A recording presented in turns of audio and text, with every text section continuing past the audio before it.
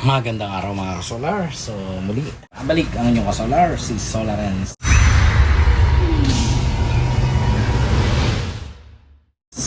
So meron tayo ngayon na bagong gamit. At ito ay requirement para sa mga net metering doon sa mga selected local government unit. Actually ang nagre-require nito Bureau of Fire. So yun yung net metering application ay kinakailangan meron kang rapid shutdown. Pero itong isang rapid shutdown na ito ay makikita natin na string level. Ibig sabihin, sama-sama na yung bawat sa string. So makikita natin dito may mga kanya-kanyang MC4 connector. So buksan natin. Ayan. MC4, matibay itong MC4 na ito, matigas itong press. Ayan, 2 pairs. Ayan, kasi 4 strings, kaya apat na pairs siguro para sa input at output din ito. Ayan so ito yung manual. Meron naman na tayong knowledge dito sa paggamit ng rapid shutdown. Bukod pa doon sa isang uri ng rapid shutdown na nagamit na rin namin, bukod sa merong individual na module level kasi ang tawag doon, na ina-attach sa bawat panel or module. Yung solar panel sa likod, ina-attach yun doon. So bukod doon, meron siyang PLC, meron siyang box na nasa kailangan malapit yun dun sa inverter at sinusuplayan ng AC. At yung mga ganong uri ng rapid shutdown ay PLC ang tawag doon. Yung PLC, ibig sabihin ay power line communication. At merong core yun, yung negative ng string, kunyari, 3 strings yan, negative lang papasok mo doon. At kung sakaling magkaroon ng sunog at mag-brown out or kaya ay mayroon kang ilalagay na emergency button, mawawala na yung supply papunta doon sa taas at hindi na mag-harvest yung solar panel. Ganon din ang purpose nito. So since may emergency button, pagka tuloy-tuloy ang production yan at nagkaroon ng sunog, madali lang maipapress ito, so mawala na ng supply doon sa taas. So titingnan natin kung meron din siyang 220 supply. Okay, ito yung ilalagay sa gilid para ma-mount natin. So merong sa magkabila meron siyang sleeve. Ayan, ganon din dito. Ayan meron. So meron namang wiring diagram dito. String 1 in and out yan, string 2, string 3, string 4. So papasok galing sa solar panel, okay, sa string 1, tapos mag-out dito papunta na dun sa DC MCB or sa circuit breaker. So ang magagamit lang natin dito ay hanggang 3 kasi 3 strings lang yung ating 10 kilowatts na inverter. At so itong gamit natin ito ay 40 amperes, 40 amperes, ibig sabihin ang equivalent DC voltage nito ay 800. So tingnan natin yung ilalim. Ayan, so meron siyang supply ng AC. Ito yon. So ito ay dapat itinatap natin sa load side ng inverter para kahit mag-brown out, meron pang charge yung battery, tuloy-tuloy na magkakaroon ng production yung solar panel. Otherwise, kung halimbawa nag-brown out tapos nakatap ito sa grid side, so walang supply, ikakat niya yung solar production, hindi mag-harvest kasi makakat yung kanyang supply ng AC. Negative ng string 1, positive ng string 1, negative string 2, positive string 2, positive string 3, negative string 3. So ito babakantehin natin ito. Ganun lang naman in at saka out. Yan lang ang magiging connection niyan. So yung emergency button ay normally close. Ibig sabihin pag normally close, naka-connect. So pagka meron tayong problem at pe-press natin itong emergency button, mag-o-open yan, ibig sabihin mawawala yung contact. So ito yon, kailangan natin ng supply, line, neutral at saka ground or PE. Subukan natin i-connect. Ayan. So medyo mabigat din. 40 series, ayan, 40 series, ibig sabihin 40 amperes yan.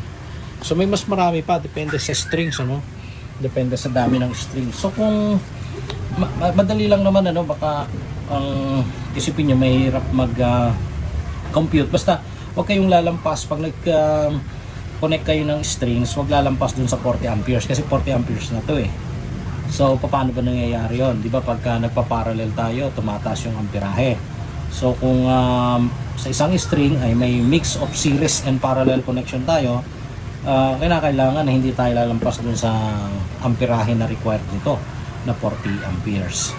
Pero since ang ating mga panels ay nasa 15 amperes lang ang isang series, kaya pasok naman yan.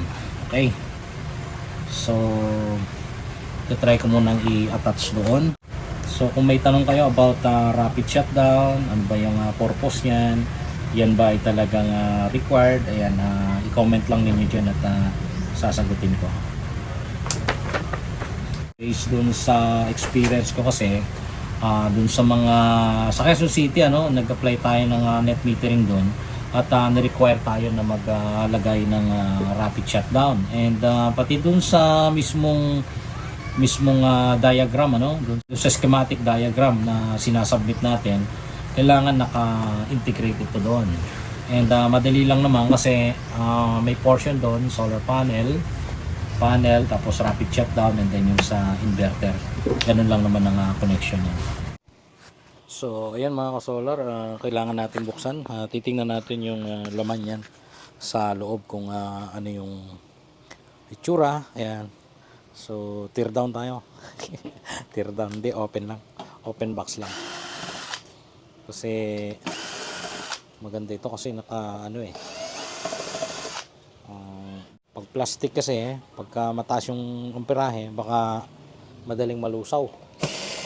Kaya mas maganda itong metal. Ayan, metal. Meron namang ano to eh, IP65 naman, mayroong plastic yan. Oops. So hindi naman papasukin yan basta-basta. Ayan, may plastic yan bawat ano. Ayan o.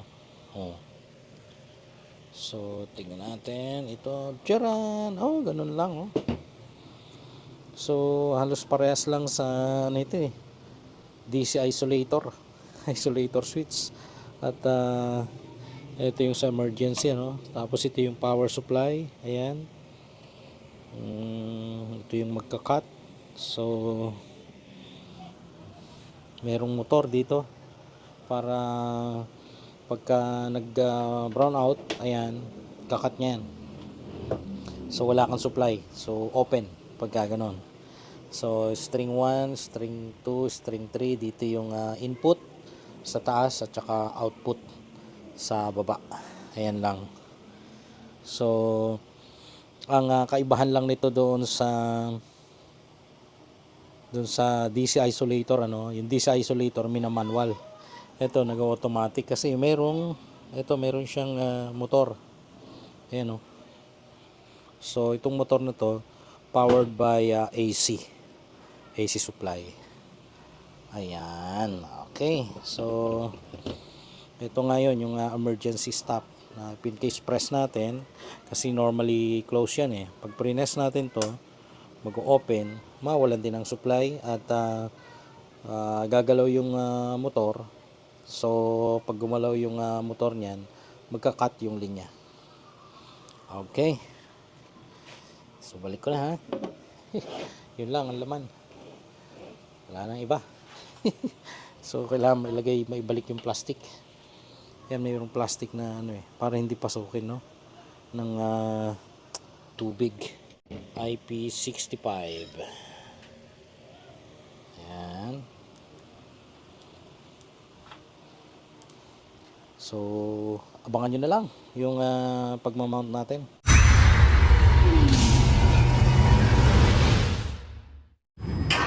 So, ayan mga ka-solar, na-install na natin ang rapid shutdown. At yung PB123, yan, meron ng harvest. At pinakamababa yung PB3. So, ngayon, ang gusto nating makita ay kung magsha-shutdown ba, kung sakaling walang supply ng 220 volts yung power, no, na AC voltage, kasi 220 yan. At naka-connect yan dito, no. So ngayon merong motor yan sa loob, ano, yun yung pwedeng gumalaw if in case na mawalan ng power supply. So susubukan nating i-shutdown at papakinggan natin ito kung magsha-shutdown, and titingnan natin dito kung mawawala yung kanyang mga harvest na yan. So tatlong strings na merong continuous na harvest sa ngayon. Medyo maaga pa naman, ayan, 7:48. Ayan. So susubukan kong patayin, ano, yung power supply. Ito, patayin ko yan. Tingnan natin kung mamamatay. Ayun, tumunog.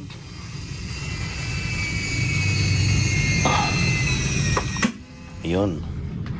So may kita nyo, nawala yung supply, nawala yung DC. Ayan, so kung sakaling magpa-brown out, ayun, at nakakonect yung ating power supply dito, ay mawalan tayo ng solar production. Kaya kailangan merong continuous power yan. Kung sakali naman na ang situation ay merong problema sa taas or sa baba sa electrical system, pwede nating pindutin itong emergency power. So ibabalik natin, okay. Ayan, tumunog ulit. Ayan, tingnan natin kung babalik. Ayun, bumalik nga.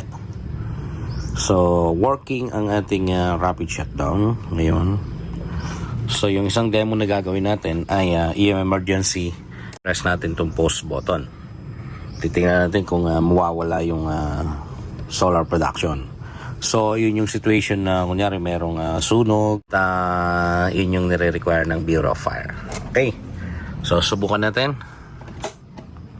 Ayan, so tumunog. Tingnan natin kung mamamatay. Ayun, namatay. So yun lang, prinas natin, no? So kung gusto nating ibalik, ano, yung supply, at dahil nga kinakat nitong rapid shutdown, ano, i-rotate lang natin ng konti yan, at magkakaroon na ng contact. Ayun. So titingnan natin kung babalik dito. Ayun, okay na. So yan ang ating rapid shutdown. Ayan, oh. So meron ng continuous na power. Ayan, meron ng solar production. So maraming salamat sa panonood. Muli ang inyong ka-solar, si Solar Reds.